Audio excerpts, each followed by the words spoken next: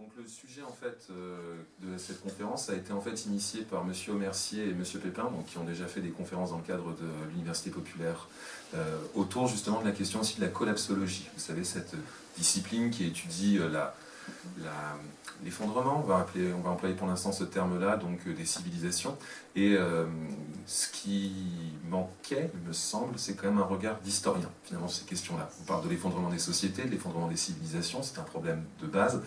Et en histoire, on a souvent été extraordinairement confrontés à ce genre de choses. Vous pouvez penser à la chute de l'Empire romain en 476, l'Empire romain d'Occident d'ailleurs. Vous pouvez penser aussi à la fin en fait de certaines sociétés. On peut penser aux sociétés de l'île de Pâques, on peut penser effectivement aux sociétés vikings au Groenland, qui s'éteignent au XIVe, XVe siècle des suites de la peste noire. Et on peut aussi évidemment parler de l'effondrement, parce que là le terme est plutôt bien choisi, des sociétés d'Amérique centrale, d'Amérique latine, au moment de la conquête espagnole, donc au XVIe et XVIIe siècle. Donc beaucoup de choses en fait à dire sur ces questions-là. Et pour commencer en fait, donc le propos est en fait autour de la question de l'effondrement de la civilisation de l'âge du bronze. Alors on va essayer je vais vous expliquer pourquoi l'âge du bronze précisément et pas l'île de Pâques, et pas les Vikings, le Groenland et les Anasazi aussi autour de ça, ou même la Chine des Han, ça marche aussi de la même façon. Et donc pour commencer, une citation, pour un petit peu mettre les choses en place. C'est pas une citation, c'est un extrait donc d'un papyrus, du papyrus Harris, qui est le nom qu'on donne à ce papyrus, qui a été rédigé par un scribe, sous le règne de Ramsès III. Alors Ramsès III, c'est pas le fils de Ramsès II, il fait partie de la dynastie des Ramsésides, et après lui, il va y avoir encore à peu près 6 ou 7 autres Ramsès qui vont se suivre, qui eux seront ses fils. Alors Ramsès III, pourquoi il est intéressant? C'est parce que c'est le dernier grand souverain égyptien. Alors qu'est-ce qui lui est arrivé à ce brave homme, à ce brave pharaon, dirons-nous? Eh bien, il a vaincu des peuples qui ont essayé de s'en prendre à son grand royaume égyptien. Et il nous laisse des traces, et effectivement, dans ces différents documents, on a des éléments intéressants. Alors il nous le dit la chose suivante, parce que bien entendu c'est quelqu'un qui ne se prend pas pour Joel Clodo. J'ai renversé ceux qui transgressaient les frontières depuis leur pays. Donc globalement, les migrants, je les ai mis à la mer. Voilà. Pour l'instant, il y a un côté Éric Zemmour. J'ai détruit les Dénénous, alors ça on ne sait pas ce que c'est pour l'instant, qui venaient de leurs îles, s'ils sont insulaires ces gars-là, les Tchékers et les Pélécètes ont été réduits ensemble. Bon, on voit qu'il y a quand même une volonté de détruire et une volonté de faire mal.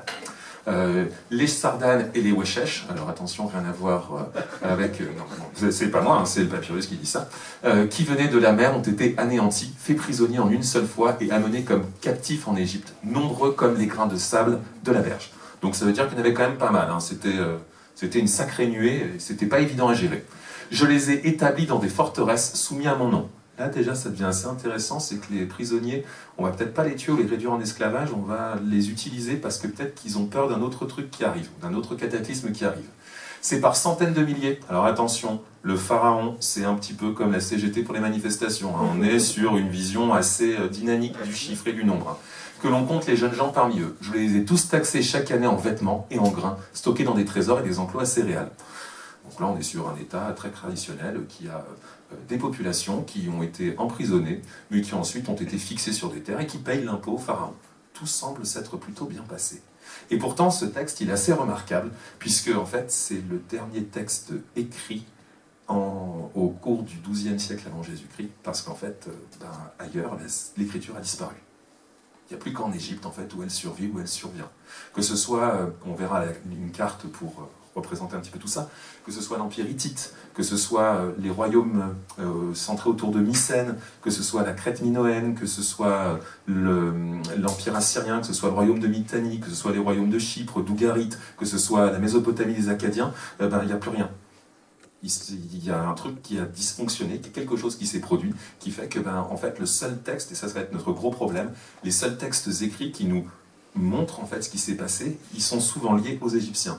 Et on ne va pas se mentir, le problème des Égyptiens, c'est qu'on ne sait pas trop ce que les pharaons ont fait ou pas fait. Je vous prends un exemple tout bête.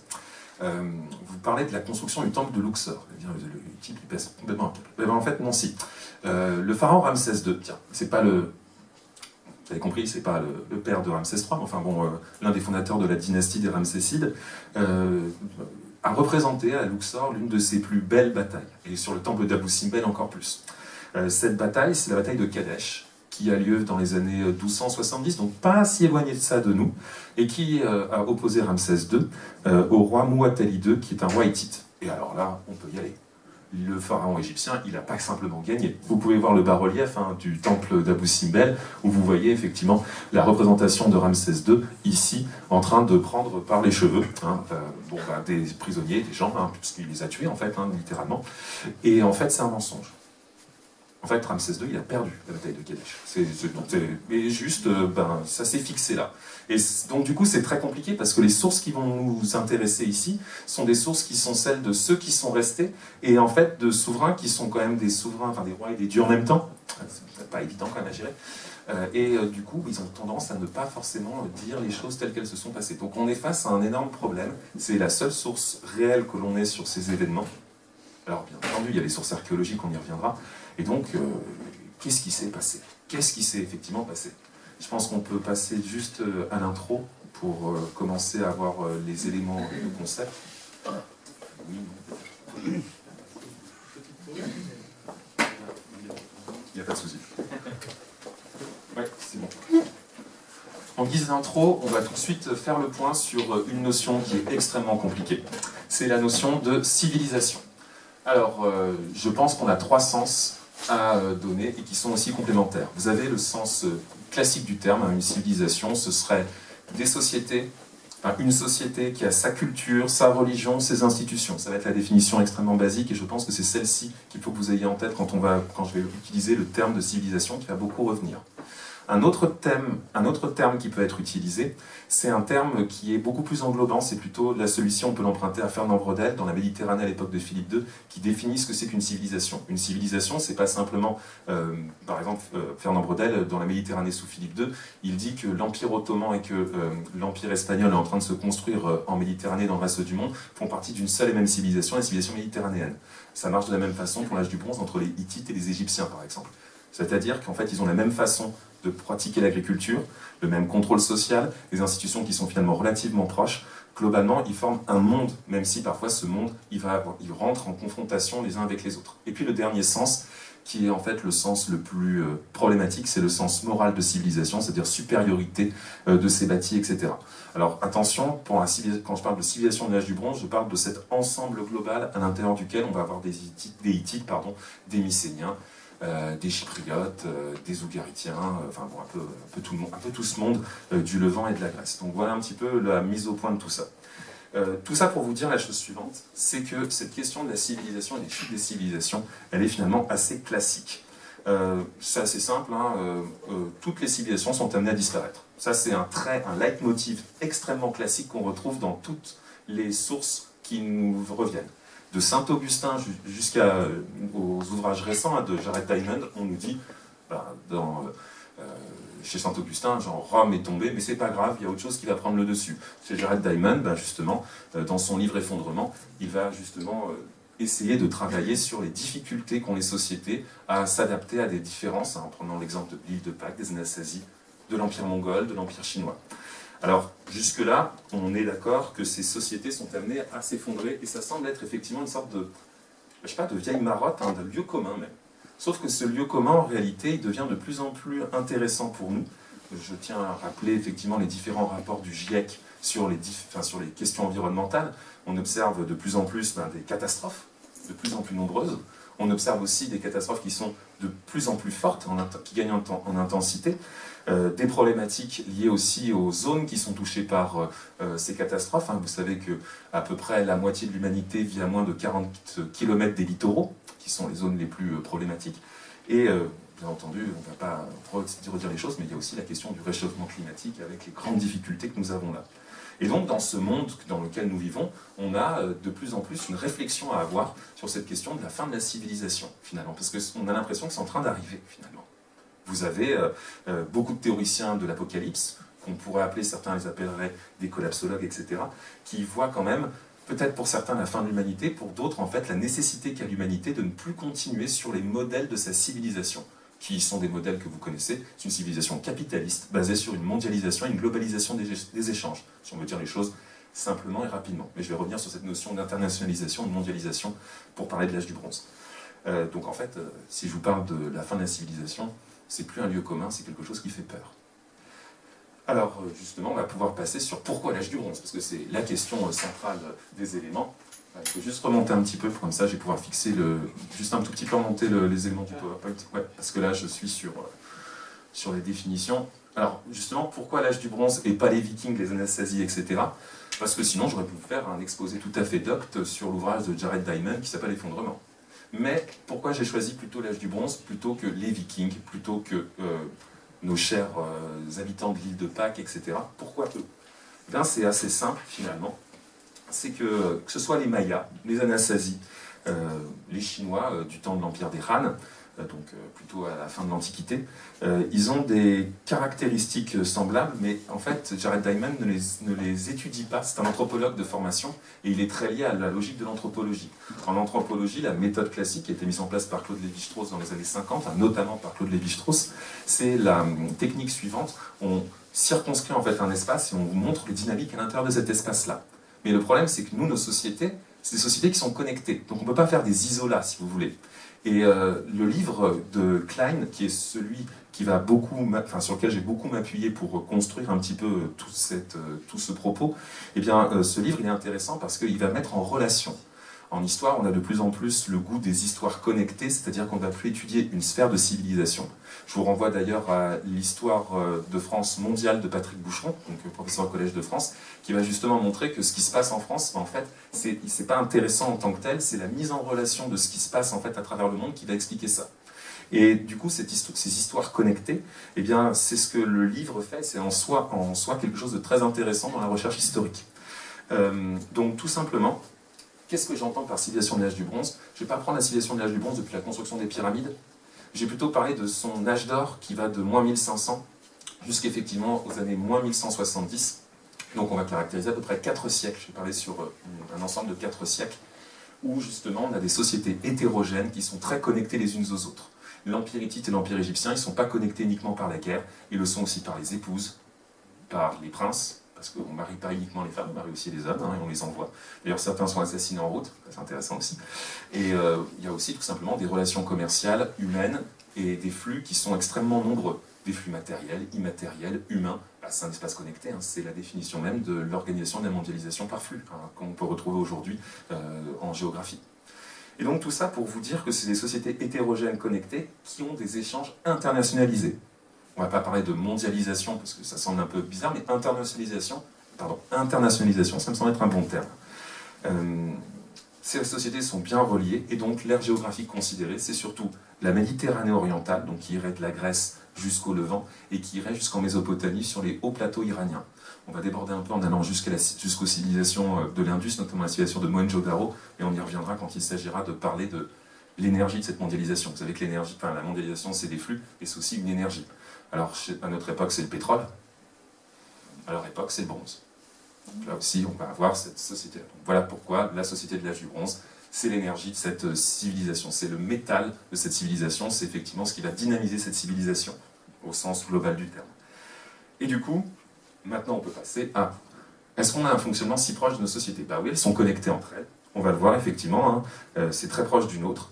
Ensuite, on peut effectivement montrer qu'il y a des dépendances des ressources, notamment du bronze. C'est en tout cas ce que dit Carol Bell. Carol Bell, c'est une historienne qui a énormément travaillé sur justement cette société de l'âge du bronze et qui propose en fait de faire toujours un va-et-vient entre ce qui s'est passé à l'âge du bronze. Elle peut comprendre pourquoi ces sociétés se sont effondrées. Et notamment, c'est elle qui met en avant l'importance du bronze dans ces sociétés. Alors, je vais vous expliquer très rapidement les choses. Le bronze, c'est un alliage. C'est du cuivre qu'on trouve en très grande quantité dans le bassin méditerranéen. On en trouve en Grèce, notamment dans le Péloponnèse. On en trouve aussi à Chypre. Chypre est très très riche en cuivre.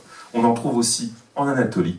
On en trouve évidemment un petit peu en Égypte, notamment dans le Sinaï. Et on en trouve évidemment en Babylonie, donc dans la Mésopotamie, donc littéralement la vallée entre deux fleuves, entre le Tigre et l'Euphrate.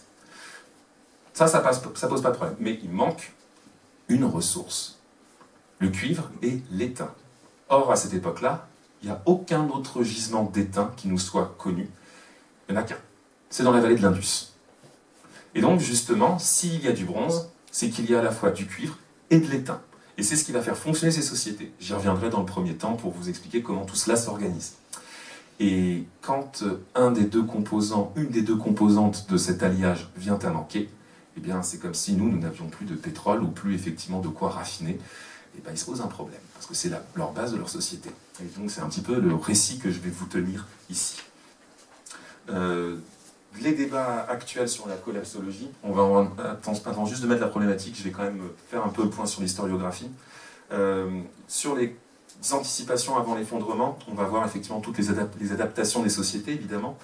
Et en fait, on va utiliser l'histoire véritablement pour savoir ce qui s'est passé et voir comment on s'est adapté, à quel point les sociétés peuvent être résilientes ou adaptables. Ça aussi, c'est un élément qui est intéressant pour nous par rapport à nos problématiques contemporaines. Il ne faut pas oublier que les questions que l'historien pose au passé, c'est pas de moi, ça, c'est de François Hartog qui dit que l'historien est le contemporain de ses contemporains. Un historien va poser les questions au passé par rapport aux problématiques du présent. Alors évidemment, c'est ce qui explique aussi le problème de l'histoire en tant que science sociale, c'est que finalement, quand on parlait au XIXe siècle, vous savez, de cette histoire Mallet-Isaac qui était omniprésente, c'était logique, on était en pleine construction républicaine finalement. Et c'est logique qu'on ait interrogé en fait les sociétés anciennes en disant comment l'État s'est construit, comment les nations sont construites. Ben, nous aujourd'hui on est à l'époque de la mondialisation, et donc on se demande comment les sociétés connectées se sont organisées, ont essayé de vivre, ont essayé de se développer. Donc voilà un petit peu aussi le point de la méthode autour de ça. Pour la problématisation, j'ai été un petit peu embêté, parce que je voulais dire plein de choses, mais une problématique, elle doit être une phrase assez simple qui permette de résumer l'ensemble des enjeux du sujet. J'avais d'abord pensé à comment s'est effondré l'âge du bronze, mais c'est pas que ça en fait la conférence, il explique comment les sociétés s'adaptent. J'avais aussi pensé à quel point les chevilles, maintenant les structures de l'âge du bronze sont lâchées. C'était intéressant parce qu'il y avait les chevilles, les reins, etc. Mais j'ai trouvé que c'était un peu trop nul. Donc du coup, je me suis dit, on va plutôt essayer de parler de l'effondrement d'un modèle et d'un système organisé avec des ramifications, avec, comme Iran Malkin le dit, des nodes. Vous savez, cette vision des schémas et des relations des réseaux, cette mise en réseau qui justement va dysfonctionner. Et donc du coup, j'ai une problématique qui est assez simple, assez basique, et qui me permet de parler à la fois des causes de l'effondrement de l'âge du bronze, de me permettre aussi de penser et de trouver ce qui a été perdu. Parce que finalement, c'est aussi une des vraies questions qu'on essaie de se poser, c'est si notre société arrête de fonctionner, qu'est-ce qu'on va perdre? Qu'est-ce qui va disparaître? Et ça, c'est aussi un élément assez intéressant. Et finalement aussi, le dernier enjeu, c'est dans quelle mesure la civilisation, au sens valeur morale, aurait connu un retour en arrière. Est-ce que la fin de l'âge du bronze, c'est véritablement le temps de la barbarie? Et donc, on va avoir évidemment une vraie réflexion sur la notion des âges sombres. Vous savez, en histoire, il y a deux périodes qu'on appelle les âges sombres. Il y a celle-ci. On a oublié l'écriture. Genre, pour l'historien du XIXe siècle, je pense à Maspero, qui est un égyptologue extrêmement célèbre donc de la fin du XIXe siècle. Pour Maspero, une société qui perd l'écriture, mais il est le contemporain de ses contemporains, évidemment, et c'est comme si on était des Africains colonisés. C'est ça, on devient un continent noir, finalement, quand on perd l'écriture. Il faut bien imaginer qu'en Grèce, on a perdu pendant 4 siècles. Alors imaginez un petit peu ce que ça représente, les Dark Ages, puisque le terme a été forgé par les Britanniques. Ça, c'est la première période. Et la deuxième, vous la connaissez beaucoup mieux, c'est celle qui suit la fin de l'Empire romain d'Occident jusqu'effectivement au couronnement de Charlemagne. Alors, tout de suite, spoiler alert, il n'y a pas d'âge sombre. Alors, non, il n'y en a pas. On va essayer justement de revoir un petit peu ça et de freiner un peu. D'où l'intérêt de l'historien, c'est que la mise en contexte, elle aide toujours à mieux comprendre. Il ne faut pas imaginer, toujours voir par rapport à nous, à nos codes, à nos valeurs, de voir comment ces sociétés elles ont évolué par rapport à leurs propres valeurs. Du coup, une petite problématique qui permet de résumer tous ces enjeux, c'est qu'est-ce qui a changé avec l'effondrement de l'âge du bronze? Parce que c'est finalement la vraie question qu'on doit se poser. Qu'est-ce qui va changer pour eux? Et finalement, nous, quelque part, est-ce que ça a beaucoup changé? Du coup, je vous propose un plan en 3 parties, parce que je suis historien et que je n'ai pas appris à faire autrement. Les études universitaires ont beaucoup d'éteint sur moi. Je vous propose un petit 1 qui vous fait une mise au point en fait, de quelles sont ces civilisations de l'âge du bronze, quelles sont leurs sociétés, comment elles fonctionnent. Et justement, je l'ai appelé un espace cosmopolite et mondialisé, parce que les gens ils se côtoient. Est-ce qu'on peut afficher la carte pour qu'on puisse quand même donner un peu de sens à tout ça? Il faut juste cliquer sur le lien qui est en bleu. Et ensuite, il y aura juste le retour sur la petite maison. Comme ça, tout est fait, nickel. Alors, voilà un peu à quoi ça ressemble, les civilisations de l'âge du bronze, au sens d'États organisés autour de cultures, de religions différentes. Alors, on va commencer par le commencement, on va commencer par l'Ouest, parce que nous sommes bien américanisés. Alors, à l'Ouest, nous avons notre fameuse civilisation dite mycénienne. Alors, c'est pas une civilisation au sens un État central. On pense que Mycène a été la cité la plus prospère, la plus forte. On a notamment les fouilles qui ont été faites par Schliemann à la fin du 19e siècle. Notamment, c'est lui qui a mis au jour les fameux murs d'airain et notamment aussi le masque d'Agamemnon. Parce que Schliemann voulait retrouver la guerre de Troie. On en reparlera en conclusion. Vous avez ensuite, effectivement, l'Arzawa. Alors l'Arzawa, là, elle est dans sa taille, dans sa sphère la plus petite, puisqu'on est effectivement au XIVe siècle avant Jésus-Christ. Mais l'Arzawa pourrait très bien définir un royaume qui aurait été un royaume qui aurait abrité la cité de Troie, par exemple. C'est une possibilité. Et puis, donc, nous avons au centre, en Anatolie, le grand empire hittite. Donc là aussi, très important, très influent. Alors les Hittites, c'est la grande civilisation, la civilisation aux 1000 dieux. 1000 dieux. Les Indiens à côté, les Hindous à côté, c'est rien du tout. Donc, ils ne sont pas simplement pieux, ils sont aussi extrêmement bons pour faire des guerres avec des chars. Avec des chevaux, évidemment, pas non plus des panzers, les gars. Cette civilisation, elle est urbaine, très organisée, très structurée, comme la civilisation mycénienne. On a la très grande ville d'Atoussa, qui est la capitale de l'Empire hittite, une des villes qui semble avoir été l'une des villes les plus en avance sur son temps. Une ville avec des canaux d'irrigation, avec des égouts en bronze, on y revient quand même, avec une construction extraordinaire, c'est sur une montagne et sur un flanc de colline. C'est une construction qui n'a été découverte que très récemment. On a tout ignoré des Hittites jusqu'à la fin du 19e siècle. C'est juste un gars qui lisait la Bible et qui s'est rendu compte qu'à un moment, dans le livre d'Ézéchiel, Ézéchiel dit tous les empires sont mortels. Vous vous souvenez, tout le monde a dit que les empires étaient mortels et que la civilisation elle s'effondrait. Et Ézéchiel, à un moment, il parle des Hittites. Et donc, il y a un gars qui a dit, c'est quoi ça, un Hittite? Et donc, il allait faire des fouilles, il a trébuché, et puis il a trouvé à tout ça. Et du coup, il y avait des civilisations qu'on ignorait. Donc, la connaissance de la civilisation hittite, alors on connaît l'alphabet maintenant, grâce à des pierres de Rosette de l'époque, en fait, parce que comme ces sociétés, elles communiquaient, elles savaient parler différentes langues, il y avait des traducteurs, des scribes, ça aussi, c'est intéressant. On a le royaume de Mitanni. Donc le royaume de Mitanni, pas grand chose à dire dessus, si ce n'est qu'il a essayé, mais il n'y est pas arrivé. Il a été bouffé par l'Empire assyrien très vite au XIIIe siècle. Et du coup, l'Empire assyrien, qui a comme capitale, alors il n'y a pas une seule capitale, il y en a beaucoup, mais il a notamment Ninive, qui est la dernière capitale assyrienne qui tombe en 612, si je me souviens bien, donc avant Jésus-Christ évidemment. Et puis nous avons effectivement le royaume cassite de Babylonie. Donc pourquoi cassite? Les Kassites sont originaires de... Vous voyez le plateau iranien juste au-dessus, là, le début de l'Iran, ils viennent de là et puis ils sont installés là parce que c'était sympa. C'est bon. Parce que le plateau iranien, il fait très chaud, il fait très froid. Et du coup, la Mésopotamie, c'est plus intéressant. Donc eux, ils gèrent depuis Babylone, depuis Uruk, depuis Our, depuis Nippur, donc des très très grandes villes qui sont très très anciennes. Our est une des villes les plus vieilles, pas la plus vieille.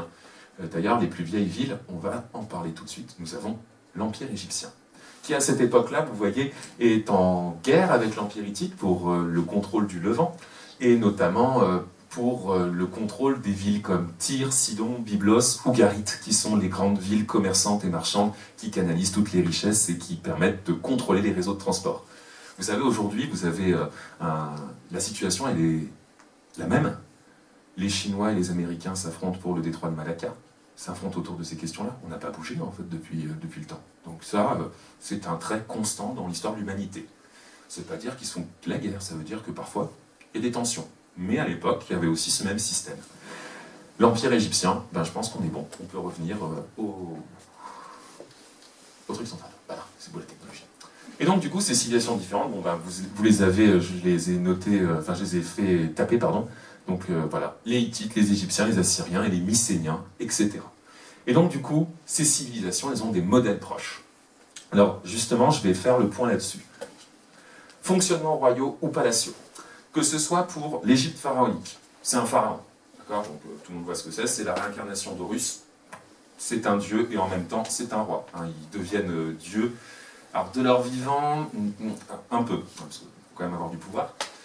Et puis, ils ont donc le pouvoir politique et religieux, c'est assez classique. Les rois hittites, c'est pareil, ils sont à la fois rois et prêtres. Donc là aussi, on a un système identique. Les Mycéniens, on en sait un peu moins. Mais on sait qu'il y a un système palatial, c'est-à-dire que toute l'organisation politique est tournée autour du palais. Vous en avez de très beaux, le palais de Knossos, par exemple, en Crète, alors rasé du temps des Minoens, et qui a été reconstruit par les Mycéniens, on va dire, lors de la destruction de Knossos, très vraisemblablement par l'éruption du volcan de Terra, qui a créé le mythe de l'Atlantide, mais ça, c'est pas mon sujet. Voilà. Les autres catégories. Donc les Hittites aussi ont un roi après, ça je l'ai dit, c'est bon. Les catégories d'élite. Alors attention, on ne parle pas d'aristocratie pour ces périodes-là. La définition de l'aristocratie est assez simple.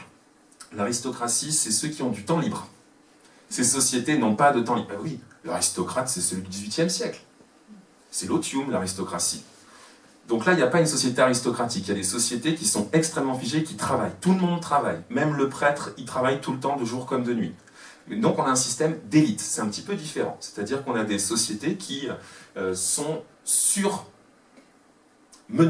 Littéralement surmenées. Tiens, ça ressemble beaucoup à notre société. Et oui, tout le monde travaille. Et tout le monde travaille efficacement. Il n'y a pas de temps mort, en fait, dans ces sociétés-là. Et oui, on va comprendre pourquoi très rapidement. Donc, ces catégories d'élite, ce sont les prêtres. Les prêtres vont gérer énormément de choses, notamment les greniers à blé. Ils vont être gouverneurs de certaines régions. Je pense notamment aux querelles qui peuvent exister entre les prêtres d'Amon, en Égypte, et le pharaon, qui va mener, alors ce que certains historiens avaient appelé le premier monothéisme, c'est dans cette période, hein, c'est Akhenaton, c'est moins 1400. Hein, parce qu'effectivement, les Égyptiens, là je vais parler d'Akhenaton, d'Amenophi IV, d'Akhenaton, Toutmosis III, Ramsès II, que j'ai déjà abordé, tout en Camon. Donc des sociétés qui sont très très riches. Des scribes, bah oui, c'est des sociétés ultra administratives et bureaucratiques, tiens, comme les nôtres. Et effectivement, les scribes sont extraordinairement importants dans ces sociétés, ils maintiennent tout, à la fois la comptabilité, à la fois les actes royaux, les lois, etc. Le code d'Hammurabi, c'est moins 1800, on est effectivement dans ces années-là. Et on a beaucoup de lois, beaucoup de textes qui circulent. Et les guerriers, alors les guerriers sont en garnison. Ces guerriers, vous l'avez compris, ça peut être des mercenaires, des anciens combattants vaincus. Tiens, c'est très asiatique, ça on dirait l'Empire ottoman. On prend des esclaves, on les convertit, puis c'est pareil. Même chose. Ces guerriers, ils sont mis en garnison, et c'est des armées permanentes. Pas des armées, genre j'ai besoin de 2 ou 3 pégus là, pour faire n'importe quoi, comme à l'époque féodale. On n'a pas de notion d'aristocratie. On a une notion en fait d'armée permanente. C'est des sociétés qui sont ultra complexes dans leur fonctionnement. Ça veut dire qu'il faut des impôts réguliers. On l'a vu avec le texte initial de la victoire de Ramsès III. On a besoin en fait d'avoir des impôts réguliers pour avoir les greniers à blé, pour payer l'armée correctement, pour pas qu'elle se révolte. On a besoin aussi d'entretenir les forteresses, ça coûte extrêmement cher. On a besoin aussi de construire des palais. On a besoin aussi de toutes les ressources nécessaires, le bronze, les bijoux, etc. Et chaque société va se développer. Une division internationale du travail. Okay, on y retourne. Et donc ces guerriers sont toujours très importants, très influents. Parfois ils peuvent faire des coups d'État, on le verra d'ailleurs. Et ces guerriers sont toujours au travail. Il y a une armée permanente qu'il faut entraîner, qu'il faut structurer, et qui ne fait que l'activité militaire, comme nous. Et puis enfin, des sociétés agraires. Beaucoup de paysans, des canaux extrêmement bien organisés. Pensez aux sociétés de Mésopotamie. On a des canaux qui sont faits pour l'agriculture, une agriculture qui est intensive. En Égypte, par exemple, on fait 2 à 3 récoltes par an. Donc les paysans travaillent tout le temps. Pareil en Mésopotamie, c'est 2 récoltes par an. Dans l'Empire hittite, on a, je vous ai parlé de tout ça avec tous les canaux. Et donc il faut de l'entretien pour ces canaux. Donc il faut de l'argent pour payer. Il faut aussi, du coup, des esclaves. Pas tant que ça. Vous le savez, les pyramides n'ont pas été construites par des esclaves. La notion d'esclavage, elle existe, mais elle est domestique. Par exemple, dans la période qui est traitée par la Bible, notamment la période de Moïse, cette classe moyenne, elle est urbaine. Oh bah tiens. Elle est composée d'artisans, de gens qui travaillent la métallurgie, d'orfèvres. C'est toute une société, en fait, qui se construit. Je ne dis pas qu'elle ressemble à la nôtre, parce que la nôtre n'est pas agrarienne en réalité. Mais c'est une société qui a des catégories populaires qui travaillent la terre très régulièrement, des orfèvres qui vont travailler justement à créer de la richesse pour que justement on ait le roi et les catégories d'élite qui puissent justement maintenir le pouvoir et qui travaillent tout le temps pour garder effectivement ces sociétés dans un très bon ordre, dans un très bon état. Et donc ça demande beaucoup d'énergie. Des énergies internes, parce qu'il faut penser tout ça, et à l'extérieur aussi, parce qu'on a besoin de ressources.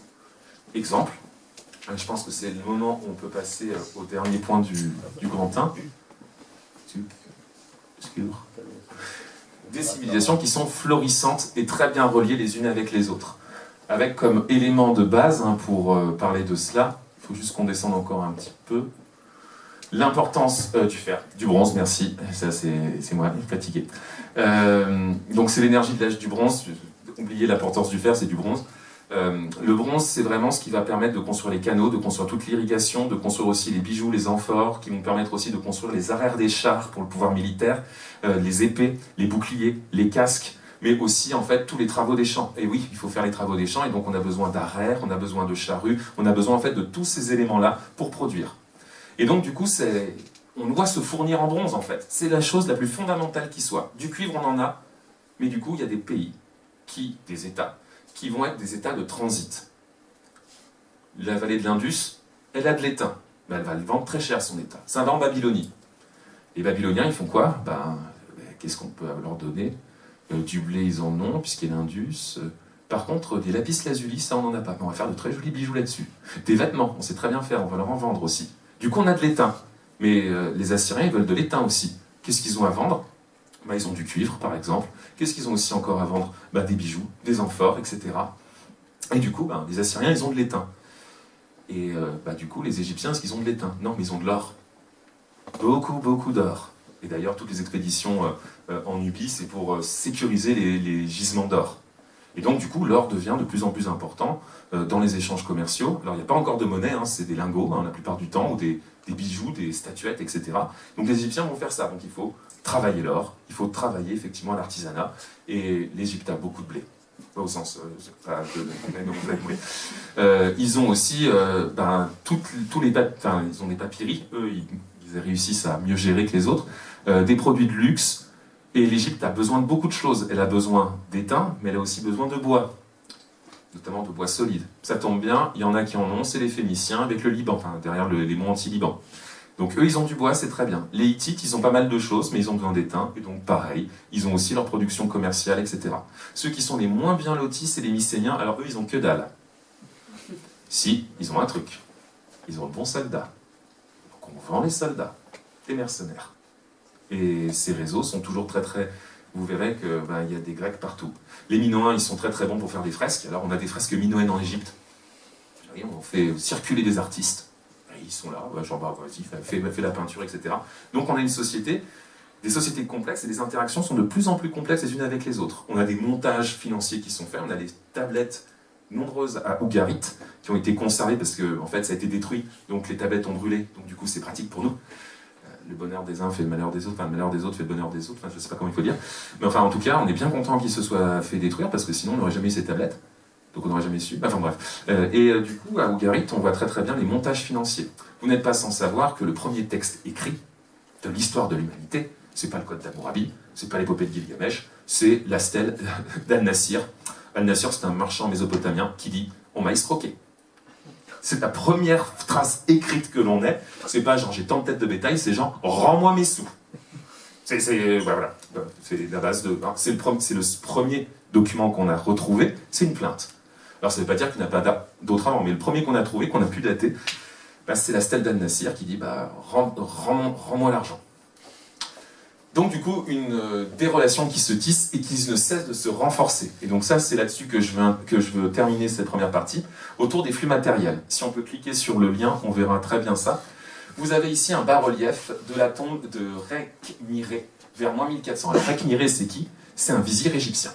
Donc c'est quelqu'un de très important, ça fait partie de ses élites. Et donc il a une très belle tombe, c'est très beau. Et qu'est-ce qu'on voit là? On voit des amphores mycéniennes. Ah oui, il fabrique des amphores aussi. Donc c'est des Égyptiens qui portent des amphores mycéniennes, etc. Donc on a une circulation de tous ces flux matériels. Je vous l'ai déjà expliqué, des joyaux, des bijoux, des pierres précieuses, des matières premières, mais aussi effectivement des ouvrages bien faits, etc. Comme ces poteries qui sont transportées par des Égyptiens. Et comme vous pouvez le voir, vous avez aussi toutes ces sociétés égyptiennes où il y a les porteurs, et puis vous avez un cher monsieur qui est là pour dire faites des trucs. Ça aussi, c'est une société complexe, on a des intermédiaires en permanence. Donc ça aussi, ça va rentrer dans cette forme de société qui tisse des relations extrêmement nombreuses. Je pense qu'on peut revenir sur ces questions-là, hop, et on va passer aux flux immatériels. Si c'est une mondialisation, il y a des flux immatériels. On a des lettres. Ouh là là, ils veulent savoir ce qui se passe. On a des gars d'Ougarit qui envoient des lettres à l'autre bout de l'Indus pour savoir où ça en est, quelle est la situation. On veut avoir l'info. Et oui, l'information, c'est ce qui permet de mieux gérer les choses. Les Mycéniens, qui envoient des tablettes en disant est-ce que vous avez de l'or? On a des lettres extraordinaires. Je vous en raconter une. C'est donc Aménophis III qui reçoit une lettre du souverain akkadien, donc en Mésopotamie, donc à Babylone. Et donc le souverain mésopotamien lui demande en fait de l'or et en échange lui donne sa fille. Aménophis III dit, alors il lui répond, hein, il lui dit c'est pas sympa quand même, je pense que ta fille vaut un peu plus que quelques pierres d'or, enfin que quelques pierres d'or, c'est littéralement la traduction. Et en fait l'échange se fait finalement, hein, parce que quand même, bon, il faut avoir des princesses, etc. Donc les flux matériels, on a beaucoup, c'est surtout les flux d'informations, des flux artistiques aussi. On a des poteries qui ne sont pas simplement là, on va éduquer certaines personnes. Donc il y a des techniques qui vont être importées. Les représentations que vous pouvez avoir, elles sont aussi le fait d'artistes qui circulent et qui se font professeurs et qui apprennent aux autres comment il faut faire. Donc on a effectivement des transferts technologiques. Tiens, pas nous aussi. Et puis dernière chose, les flux humains. Bon alors là, c'est le festival. On va commencer par les femmes peut-être. Alors les épouses. Alors ça circule ça. Ramsès, il est marié à peu près à 3 princesses hittites. Normal. Les rois hittites, ils ont aussi des princes ou des princesses égyptiennes. Les Mycéniens aussi, ils aiment bien avoir des femmes exotiques. Enfin, c'est sympa, c'est du bon harem. Hein. Qu'est-ce qu'on a d'autre aussi qui circule pas mal? Donc les aristocrates, ils circulent. Les artistes, ils circulent. Ça, je vous l'ai expliqué très clairement. Là aussi, on a des transferts d'artistes, enfin d'artisans. Parce que la notion artiste-artisan, elle n'est pas définie avant le XVIe siècle de notre ère. Donc, mais en tout cas, des gens qui ont des techniques. Ça, par contre, ils circulent très librement. Et puis, on a qui d'autre? Les commerçants. Ils circulent. Ils circulent. Ils ont des intermédiaires partout, dans toutes les villes, etc. On a vraiment un réseau commercial extrêmement intense pour sécuriser les approvisionnements qui se construit. Donc ça circule, ça bouge. Il me manque quoi d'autre? Bon, les animaux circulent aussi, ça vous l'avez compris. On a une lettre intéressante qui est adressée à Toutmosis IV par justement le roi hittite Supupulima Ier. Oui, les noms hittites sont compliqués. Où Supupulima en fait se plaint que les hippopotames rejettent trop de déchets. Ces hippopotames ne vivent pas à l'époque, d'ailleurs encore aujourd'hui, en Anatolie, ils viennent d'Égypte. Donc je ne sais pas si vous voyez la taille d'un hippopotame, mais il a fallu quand même les acheminer jusqu'au cœur de l'Anatolie. Donc ils sont assez ingénieux. Donc des cadeaux diplomatiques intéressants, des girafes qu'on retrouve représentées en Crète, les pauvres. À Mycène aussi, on en retrouve des bas-reliefs, on voit qu'il y a des animaux qui circulent. Quelles sont les autres populations qui circulent? Des voyageurs, qui disent « Oh, c'est beau !» Des voyageurs. Donc du coup, s'il y a ce qu'on appelle ça du tourisme, peut-être pas quand même, on va peut-être pas oser. Mais en tout cas, on a des voyageurs qui vont découvrir ces lieux et qui vont rapporter des informations aussi très importantes pour savoir comment fonctionnent ces sociétés. Des esclaves, évidemment, ça circule beaucoup. Et puis la main-d'œuvre. On emprunte de la main-d'œuvre à droite, à gauche, etc. Donc ces sociétés sont très interconnectées. Il y a beaucoup de contrats, beaucoup de bureaucratie et beaucoup de traducteurs, justement, qui circulent aussi beaucoup. Eh bien, je crois qu'on en a fini pour la première partie. C'était le panorama de ce monde de l'âge du bronze. Société très connectée, très organisée. On va passer du coup au grand 2. L'effondrement. Qu'est-ce qui s'est passé? Alors là, bon, on a pas mal d'informations qui sont intéressantes. Les destructions sont nombreuses, donc si on peut zoomer sur la carte, voilà. Donc ça pète partout. Comme vous pouvez le constater, la civilisation mycénienne, tous les grands palais en fait brûlent. Sont détruits, brûlent ou sont détruits. On va essayer de comprendre un petit peu pourquoi. L'Empire hittite a tout ça est rasé de la carte et même abandonné, clairement. Toute la société donc autour d'Ougarit, Carchemish, etc., donc qui sont vraiment des cités commerciales importantes, sont elles aussi détruites. Ça continue au niveau donc, de la Palestine actuelle, donc avec Ascalon et puis Tel Azor, Megiddo, enfin toutes ces grandes villes, ces grands anciens centres urbains. Vous voyez que Babylone survit, Nippur, Sippar, ça brûle aussi. Il ne reste que quelques cités assyriennes. Babylone qui échappe à la destruction, on essaiera de comprendre pourquoi ils y ont échappé. Et puis l'Égypte qui échappe. Alors là, l'Égypte totalement, elle y échappe, elle a du bol. On va comprendre qu'elle n'a pas vraiment du bol, qu'elle a bien anticipé le problème. Là aussi c'est intéressant, il y a des sociétés qui se prémunissent contre les problèmes mieux que d'autres. C'est pas mal. Donc là, jusque-là, il s'est passé un truc. Et puis, j'ai oublié Chypre, ça brûle. On peut retourner sur... Alors, ces destructions, elles sont assez simples, partout et dans un très court laps de temps. En moins d'une centaine d'années, c'est toute la civilisation de l'âge du bronze qui a disparu. Sauf en Égypte. Mais sinon, partout, des destructions compliquées à expliquer. Alors, premier élément, et là, je pense qu'on peut encore... voilà, on va parler de la première thèse, qui est la thèse qui a... on va parler, c'est les maudits immigrés.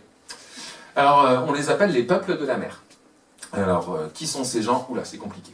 Alors, Comme d'habitude, qui sont les sources qui nous parlent de ces gens-là? C'est les Égyptiens. Et je rejoins là-dessus. Alors ça tombe très bien, parce que les Égyptiens, ils comptent bien. Alors on va regarder ensemble un petit peu ce qui s'est passé après la bataille. Parce que Ramsès III, il est malin, très malin, il a compté tous les gars. Donc vous inquiétez pas, c'est des Égyptiens, donc ils comptent. Et c'est vachement cool, parce que les Égyptiens, ils aiment les détails. Et ils sont sympas, les détails. Alors je vous lis les choses comme ça, donc bon. Alors ils ont vaincu qui? Ils ont vaincu les Équèches, les Teresh, les Louka, les Sardanes, les Sekelesh, et les habitants du nord venant de toutes les terres. Il y en a 6. Il y a 6 peuples qu'il a vaincus, réellement. Alors, c'est très simple, il a pris les élites combattantes et les guerriers du pays qui ont été vaincus.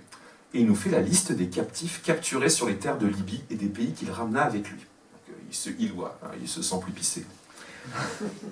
Alors, il a les Sardanes, les Sekelesh et les Équèches des pays de la mer. Donc, c'est 3, vous allez comprendre très vite qui ils sont. Ils n'avaient pas de prépuce. Ah, j'aime bien les Égyptiens, ils donnent plein de détails sympas. Pas de prépuce. Non, mais c'est intéressant parce que ça nous dit en fait qui ils sont. C'est des Sémites. Oui, déjà, on voit un peu qui sont ces gens-là. Alors, il en a des Sekelesh, il en a 222 hommes capturés. Et puis, il a 250 mains. Oui, on vérifie combien il y en a en coupant les mains. C'est bien, ça, c'est sympa. C'est toujours la bonne ambiance. Des gens... Non, mais j'adore l'administration, c'est génial. Les Teresh, 742 hommes, hein, beaucoup de captifs, ce qui fait 790 mains. Ah oui, parce qu'il y a les 742, puis il y a les 790 qui ont été tués, donc du coup, voilà, ça fait beaucoup de mains. Sacré collier. Hein. Les Sardanes, alors là, on n'a pas le compte, l'inscription a été brouillée. Les Équèches, qui n'avaient pas de prépuce, tués dont les mains ont été coupées. Car ils n'avaient pas de prépuce, les Sekelesh et les Teresh qui sont venus comme des ennemis de la Libye. Donc si on compte, il y en a qui ont des prépuces et d'autres qui n'ont pas de prépuce. Ben, ça c'est vachement intéressant. Ah bah si, c'est passionnant. Ça veut dire qu'il y a des populations sémitiques, mais pas que. Ça veut dire qu'il y en a qui ont encore le bout. Donc là, du coup, qui sont ces gens? Alors on va commencer un petit peu à remonter un peu le fil. Ces peuples de la mer, on ne sait pas encore qui ils sont, mais on va y revenir. Mais grâce à nos marchands. Alors le marchand, c'est génial. Le marchand, en fait, il raconte tout. La pluie, le beau temps, la mort, les crêpes, il est extraordinaire.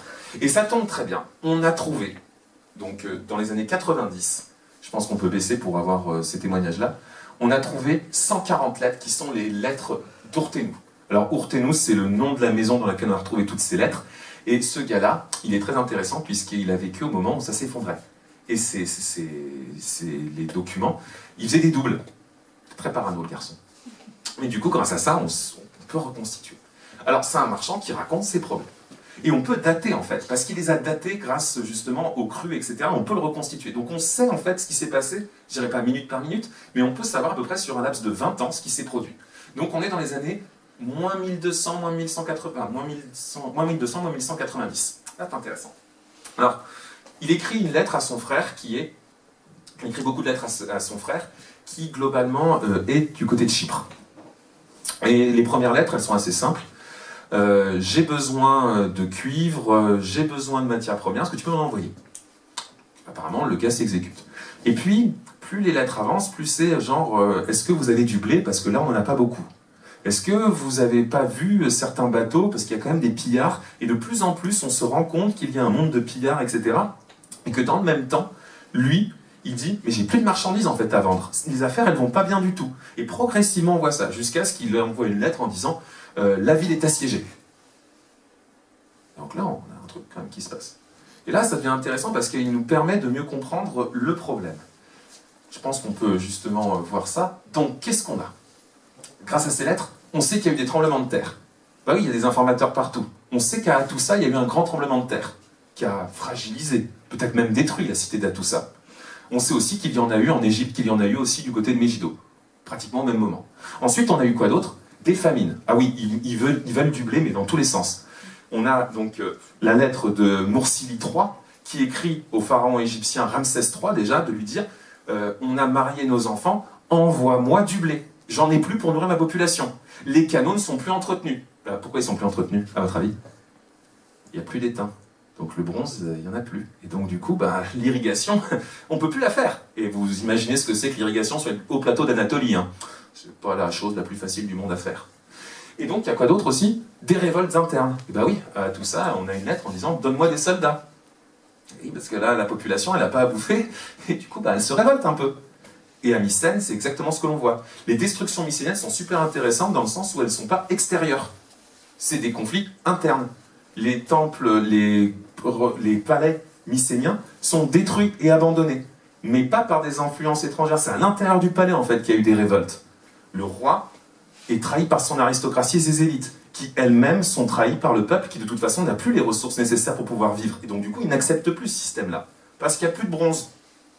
Et puis, on a de nouvelles populations. Bah oui, il y a des flux de population. Mais ces empires qui sont extrêmement fragilisés, ils ne peuvent plus lever des armées, ils ne peuvent plus entretenir les garnisons, etc. Donc ils n'ont plus les forces nécessaires pour pouvoir gérer la situation. Et vous avez bien compris qu'il y a des populations qui sont tellement désemparées qu'elles décident de prendre la mer. Vous savez, dans l'Antiquité, c'est jamais simple de prendre la mer. Si vous prenez la manière qu'a Homère dans l'Odyssée de parler de la mer, il la montre comme noire, c'est l'endroit de l'oubli, la mer. Ça veut dire que si c'est un endroit de l'oubli, c'est l'endroit où on meurt, en fait. Prenons l'exemple même du nom de la mer Noire, ça vient de là. La mer Noire, en fait, c'est la Pontos Euxinos, littéralement la mer inhospitalière en grec.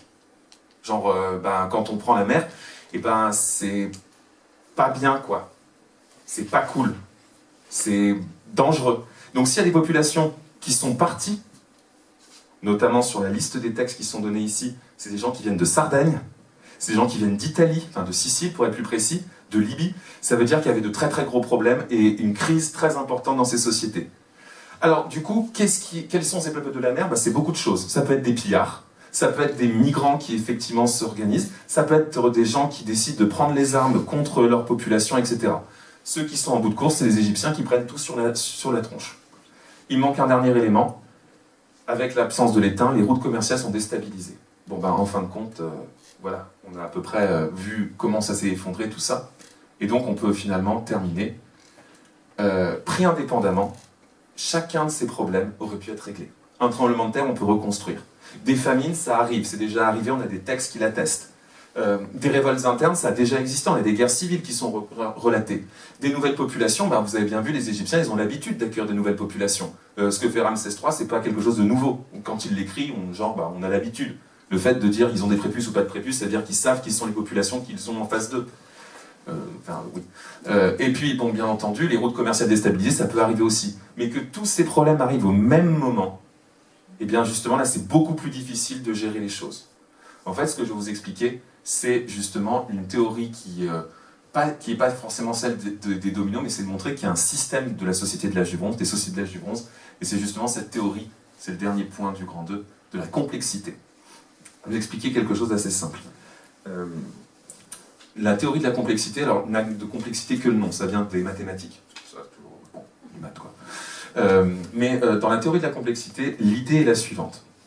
En fait, vous avez des systèmes internes qui sont très complexes, des systèmes externes qui sont très complexes, des États qui sont très complexes dans leur bureaucratie, et des relations qui sont extrêmement fines entre ces États. Dès qu'il y a la moindre déstabilisation dans le système, je vous prends un exemple tout con, je vous prends l'exemple de la guerre du Kippour. Tiens, on va aussi parler des Juifs finalement. La guerre du Kippour en 73. Vous savez que cette guerre du Kippour a entraîné la hausse très rapide des prix du pétrole par le biais de l'OPEP. Et ça a déstabilisé complètement nos sociétés. On est sorti des 30 glorieuses. 30 ans extraordinaires de croissance économique, de développement, etc. Et c'est intéressant quand même de le noter. C'est-à-dire que pour nos sociétés, une guerre, je ne vais pas dire insignifiante, mais qui n'a rien donné entre l'Égypte et puis Israël, en 73, ça a eu une répercussion totalement mondiale. Il suffit juste qu'il y ait un grain de sable dans ces engrenages extrêmement compliqués. Vous savez, c'est comme une montre suisse, finalement. S'il y a un minuscule grain qui se met dans tout l'appareil, ça peut tout gripper. C'est un petit peu ce qui s'est passé en fait pour les civilisations de l'âge du bronze. Ces sociétés étaient beaucoup trop développées à l'intérieur, beaucoup trop développées dans leurs relations entre elles, et du coup, ces problèmes sont arrivés quasiment au même moment. Il était impossible pour ces sociétés de survenir à leurs besoins. Si je prends l'exemple tout simple des Mycéniens, ils avaient déjà peu de ressources. Les gens ne pouvaient plus acheter les populations, les services des populations, que ce soit des guerriers, parce qu'il n'y avait plus d'or, ou parce qu'il n'y avait plus les moyens de les accueillir. Ils n'avaient plus de ressources de nourricières sur place. On n'en voulait plus en fait de ces gens-là. Donc eux, c'était les premiers à disparaître pour des causes internes. Et très clairement, ces populations sont soit partis, soit effectivement se sont bougés, ou soit effectivement ont abandonné les lieux traditionnels parce qu'il n'y avait plus rien à faire de ce système. C'est pas une destruction en fait. Le taux de mortalité, alors attention, je ne dis pas qu'ils ont vécu une vie facile, hein, mais le taux de mortalité n'est pas si élevé que ça, en fin de compte. C'est ça qui est intéressant quand même. C'est qu'ils ont changé de manière de vivre et de mode de vie. C'est d'ailleurs ce que l'on va voir dans le Grand 3, qui est la dernière partie. Est-ce qu'on a vraiment affaire à ces âges sombres? Je vous avais dit, spoiler alert, qu'il n'y en avait pas. Hein. Alors justement, qu'est-ce qu'on a perdu? Alors bon, on a perdu beaucoup de choses. Hein. Toute la société urbaine. Ben oui, les villes, elles fonctionnaient avant tout comme étant des centres. Hein. Vous savez très bien, les villes, c'est avant tout des marchés qui se sont développés, en tout cas en Orient. C'est moins le cas, par exemple, en Ukraine, où c'était plutôt des regroupements agricoles. Mais finalement, c'est pas encore important ici. Toute la société urbaine a été perdue. C'est-à-dire, sauf en Égypte évidemment, c'est-à-dire les scribes. Tous morts. Impossible pour les scribes de fonctionner parce que les administrations ne marchent plus. Les rois, il n'y a plus aucune mention de stèle. Juste un petit peu remonté, parce que là l'écriture ça va être quand même le grand moment, le morceau de bravoure. Je disais les scribes, donc c'est bon. Les prêtres, oula. Les gars qui vous disent ce qu'il faut faire, qui vous donnent des codes moraux, oulala, eux ils n'ont pas passé un bon quart d'heure. On va pas se mentir. Les populations des artisans, il n'y a plus de bronze. Ici, là, ils sont au chômage. Oui, voilà, une crise économique, une crise industrielle, hein, finalement, enfin proto-industrielle, si on veut aller par là. Et donc, plus besoin de vivre dans certains de ces centres urbains. Donc, la plupart des centres urbains ont été désertés. On va voir qu'il y en a quand même qui ont résisté, et on va essayer de voir un petit peu pourquoi. Et du coup, les paysans, bah, pareil. Qui est-ce qui s'occupait de faire fonctionner, de faire marcher des irrigations extrêmement complexes? C'était les rois, avec les canons en bronze, etc. Donc l'agriculture aussi, elle est beaucoup moins intéressante. Et dès lors, bah, les paysans aussi meurent de faim. Donc voilà, toute cette société qui semble être, entre guillemets, condamnée. Alors qui y reste? Ah oui, puis dernier point, effectivement, c'est le meilleur moment, c'est l'écriture. Alors l'écriture, là par contre, c'est un énorme problème. Elle a disparu. Sauf en Égypte, mais elle a disparu totalement. Plus aucune trace d'écriture. Prenez l'exemple de la guerre de Troie.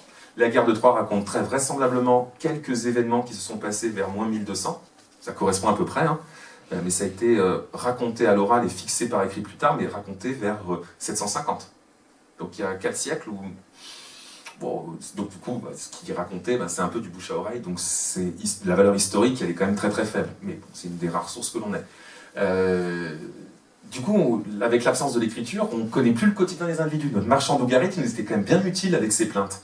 Ben là, on l'a plus, le marchand d'Ougarit. On sait plus ce que pensent les gens de l'époque. J'ai oublié effectivement que les commerçants aussi avaient disparu, mais ça, vous l'aviez compris. Donc on n'a plus leur parole, on ne connaît plus leur quotidien, on ne sait plus exactement ce qui se passe. Mais attention, ça c'est un biais méthodologique en histoire. C'est pas parce qu'en fait on ne sait pas ce qui se passe qu'il ne se passe rien. C'est juste qu'on n'a pas les témoignages pour en parler, qu'on n'a pas les sources pour en parler. Et ça aussi, c'est l'élément qui est assez intéressant. Donc finalement, la disparition de l'écriture, c'est grave pour nous, mais ce n'est pas un signe de déclin civilisationnel. C'est très clair. On va essayer de comprendre pourquoi. Je pense qu'on peut baisser un petit peu. Effectivement, nous, pendant longtemps, l'écriture, ça a été synonyme de fin de la civilisation. C'est ce que je vous expliquais, hein, quand Maspero voit une société qui a perdu l'utilisation de l'alphabet, bah ouais, c'est des nuls, quoi, c'est des tout nus, enfin voilà, ils servent à rien. C'est des sous-hommes, etc. Enfin, c'était le discours du 19e siècle, donc forcément, c'est des âges sombres. Alors, ils sont sombres pour nous, au sens de notre vue, mais en réalité, ils ne sont pas sombres pour les gens qui l'ont forcément vécu. Bon, il y a quand même eu des moments assez compliqués, hein. Mais ça n'a pas duré 500 ans où les gens vivaient dans des cavernes à l'âge de pierre. Non, ça ne marche pas comme ça. Du coup, est-ce que c'est la fin de tout? Eh ben non, c'est pas la fin de tout. On a des changements brutaux en Égypte. Ça, c'est sûr. Ramsès III a gagné, mais il est assassiné. Quelques années plus tard. Par qui? Par ses généraux. Pourquoi? Parce que ces généraux, c'est des Libyens, c'est des Chireks, c'est des machins comme ça. Et oui, les Égyptiens, ils ont fait l'arnaque moldave d'avoir de l'or. Et du coup, ils ont dit aux premiers combattants qui venaient sur place, « Ah, il y en a d'autres qui arrivent? Ok, on vous enrôle dans l'armée, parce qu'on a de l'or, on peut vous payer. Et vous allez les repousser. » Et en fait, la bataille qui a lieu en 1177, c'est une bataille qui oppose des peuples de la mer à d'autres peuples de la mer. Voilà. Et du coup, une fois que les peuples de la mer sont là, on prend le pouvoir. Et ça, c'est classique. Les Hyksos, par exemple, vers moins 1800, ils ont envahi l'Égypte aussi, c'est des peuples sémitiques, pas de problème. Les Coussites, plus tard, pareil, c'est aussi des envahisseurs, etc. Ce qui est plus problématique, c'est ce qui a disparu, en fait. L'Égypte n'a pas disparu en tant que telle, elle est en rétractation, mais en même temps, ce monde s'est rétracté, hein, ces sociétés, elles se sont distendues, leurs relations n'existent plus, donc c'est un petit peu la logique. Ensuite, qu'est-ce qu'on va avoir? Mais, effectivement, on va avoir des marchands, ça circule toujours. Et oui, on a toujours, en fait, des flux de marchands. Un exemple qui est très intéressant, il y a une zone qui est préservée, c'est la Lycie. On peut peut-être penser que notre cher marchand d'Ougarit a peut-être trouvé refuge en Lycie parce que la Lycie n'a pas été détruite. Et que très vraisemblablement, on a de nouvelles sociétés qui vont se mettre en place. Qu'est-ce qu'on a d'autre? En fait, ce que vous devez comprendre, c'est que si l'écriture a disparu, c'est pas parce que les gens étaient débiles, ou qu'ils avaient décidé en fait d'abandonner ça parce que c'était sauvage. En fait, c'est juste qu'ils n'en ont plus besoin. Les relations sociales sont réduites. Les relations administratives n'ont plus raison d'être. On est sur des formes beaucoup moins complexes d'État. C'est comme ça en fait qu'on s'adapte. On le retrouve aussi d'ailleurs aujourd'hui sur les questions d'enjeux locaux, par exemple. On va faire des rapports beaucoup plus individuels. C'est par exemple les thèmes autour de la question de la décroissance que l'on peut retrouver, où il faut limiter les interactions, il faut effectivement se recentrer là-dessus. C'est ce qu'ils ont fait en fait à l'époque. Et du coup, est-ce qu'on a besoin d'écriture? Non, on peut faire un rapport directement, on n'a pas besoin de passer par 4 chemins. Et puis, on a aussi l'arrivée de nouveaux venus, les Araméens, qui vont effectivement diffuser une langue, qui sera une des langues bibliques par excellence, etc. Et ces Araméens, c'est des chefs de guerre en fait, qui vont réussir à prendre le contrôle de ces différentes bandes de peuples de la mer, et qui vont vivre en fait une deuxième vie, on va dire nomade, plus ou moins nomade, semi-nomade. Bah oui, parfois on a besoin d'agriculture, donc on va s'installer, parfois on a des pâturages, on va le faire. Et donc on a en fait une société qui se recompose, qui n'a pas disparu, qui s'est adaptée à une situation. Finalement, les destructions sont intéressantes, mais en fait, elles ne disent pas tout ce qui s'est passé. En fait, l'historien, si vous voulez, ou surtout l'archéologue, parce que l'archéologue est toujours responsable, l'archéologue, quand il va sur les sites, il voit des sites de destruction, il dit tout a été détruit. Oui, d'accord, c'est bien, mais c'est pas parce que j'ai cassé un château de sable que forcément je suis en train de pleurer. Si, j'étais petit. Mais au-delà de ces considérations, il y a cette dimension de ok, ça a été détruit, mais ça ne veut pas dire pour autant que les habitants sont morts, en fait, ou que c'est la fin du monde, etc. Ils ont connu des situations très difficiles. Situations qui nous sont très très bien décrites, grâce à certaines choses. Ça va être le dernier point, effectivement. Il y a des zones qui sont libérées. Vous savez, la zone du Levant, là, où on avait nos populations sémitiques, nos Phéniciens, etc., c'est eux qui vont reprendre l'écriture quand ils vont en avoir besoin. Notre alphabet, il vient de l'alphabet phénicien, qui s'est développé au moment où il y a une réactualisation des échanges autour du 9e siècle avant Jésus-Christ. Quand ils ont eu besoin de l'écriture, pas de problème, ils l'ont eu. Une écriture beaucoup plus simple, beaucoup moins cunéiforme, parce que c'est des marchands, et qu'eux, ils voulaient circuler. Ça a donné le grec, ça a donné le latin, etc., l'écriture phénicienne. Et du coup, ces zones libérées, elles ont pris leur destin en main, et elles ont retissé en fait des réseaux, elles se sont reconstituées, etc., sans organisation bureaucratique très forte. Prenons l'exemple des premières expéditions des Grecs à partir du 8e siècle avant Jésus-Christ. Ces expéditions, elles se font dans la découverte pure, pas besoin d'écriture, on met des réseaux, et puis progressivement, effectivement, on va avoir besoin de l'écriture. Mais on va retisser progressivement des réseaux, on va se réouvrir sur le monde de cette façon-là. Et finalement, on peut se rendre compte d'une chose qui est très intéressante derrière tout ça. Non, je vais juste faire la conclusion maintenant. C'est que finalement, la civilisation de l'âge du bronze dont je vous ai parlé, qui va de moins 1500 et qui se termine justement vers ces années 1177, ça correspondrait un petit peu à notre équivalent des 30 Glorieuses. Les économistes aujourd'hui se disent que les 30 Glorieuses, c'est pas comme ça que la croissance doit fonctionner. Ils expliquent par exemple que c'est en fait un moment extraordinaire pour les sociétés occidentales, un moment qu'on ne reverra peut-être plus jamais, de croissance économique très soutenue avec des taux de croissance de 5%, etc. Mais que c'était une époque un petit peu extraordinaire. Et bien l'âge du bronze fait partie de ces époques extraordinaires. C'est un âge d'or. Et c'est pas, sa chute ne signifie pas en fait la fin de l'âge d'or ou je ne sais trop quoi, c'est juste qu'on a connu une très bonne situation avec des sociétés très organisées qui les rendent extrêmement vulnérables à la moindre difficulté en fait. Ça peut être aussi un élément intéressant, déjà pour comprendre que tout n'a pas disparu, que ça a été dur pour certaines catégories, ça c'est sûr, mais que finalement on s'est recentré et que c'est pas parce qu'il n'y a plus d'écriture que c'est forcément la fin du monde. Voilà. Je vous remercie.